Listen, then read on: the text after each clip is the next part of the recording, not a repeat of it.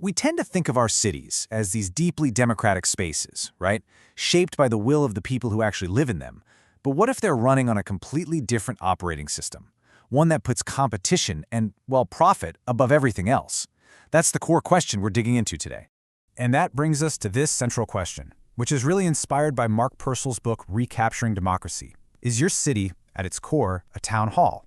A place for all of us to make decisions together? Or has it kind of morphed into a marketplace? A stage for some pretty fierce competition? Let's really break down this metaphor, because it's powerful. In that town hall model, the government's main job is to listen and respond to what residents need. Things like parks, libraries, good public services.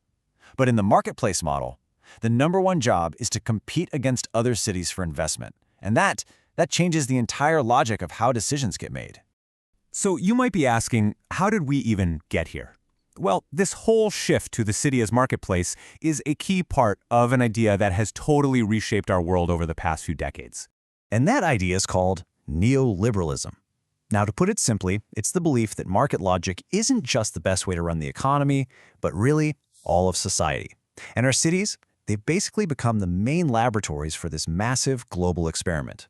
And here's the kicker, the real consequence. When that market logic takes over, everything else risks becoming secondary.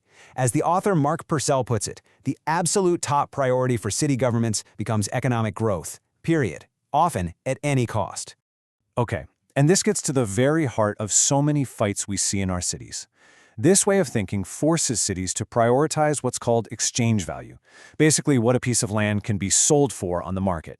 And that is constantly clashing with use value, what that space actually does for the people who live there, like being a community park or, just an affordable place to live. So what happens when exchange value is crowned king? Well, the consequences we see in our cities aren't random accidents. They are predictable, systemic outcomes of this entire way of thinking. I mean, if you live in or near a major city, you've probably seen this with your own eyes. A beloved neighborhood spot gets bulldozed for a luxury development, and suddenly rents go through the roof. This isn't just a coincidence, it's a direct result of the system we're talking about. And look, this isn't about a few bad apples making poor decisions. It's about a structural pressure that's almost impossible to ignore. Cities find themselves in this race to the bottom, all competing for the same investment dollars. So they feel like they have to approve the projects that promise the most revenue, what real estate calls the highest and best use, even if it tears apart the community's social fabric.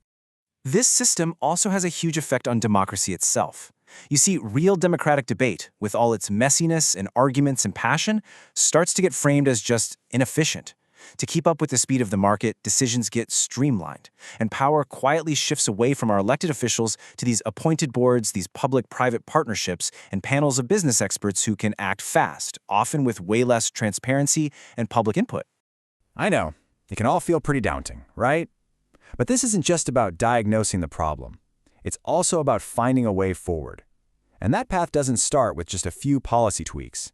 It starts with a fundamental shift in how we think. The real alternative lies in actively cultivating what Purcell calls democratic attitudes. This just means everyday residents consciously rejecting the idea that the market has to come first, and instead asserting their collective right to shape their city's future. It's really about building a different kind of power, from the ground up. And hey, this isn't just a theory. We can see it in action in the real world. In Seattle, you had community groups that fought for democratic control over a major environmental cleanup.